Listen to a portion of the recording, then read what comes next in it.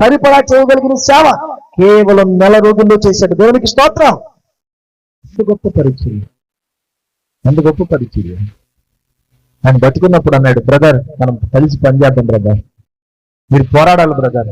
అవును, ఆ అన్న ఎన్నుకున్న మార్గం నేను ఎన్నుకున్న మార్గం కూడా ఒకటే. కానీ సమర్థనావాదం అంటారు తెలుగులో, ఇంగ్లీష్లో అపాలజీస్. బైబిల్లో ఉన్న విషయాల్ని, మనం నమ్ముకున్న దేవుణ్ణి, మన విశ్వాసాన్ని పరీక్షించో లేదా తప్పు పట్టేటువంటి అన్య సమాజమో లేదా లోపల సమాజమో, వెలుపుట బయట మరి ఏ సమాజం అయినా ఇది సత్యం, ఇది మాత్రమే సత్యం అది నిరూపించడమే అపాలజెటిక్స్ అంటారు. దాన్ని సమర్థనావాద శాస్త్రం అంటారు.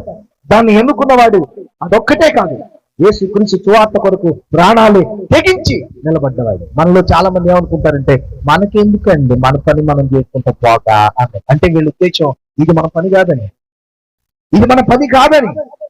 ఎవరు చెప్పారండి? పౌలు చేసిన పని ఏంటో తెలుసా? అపోస్తులు చేసిన పని ఏంటో తెలుసా?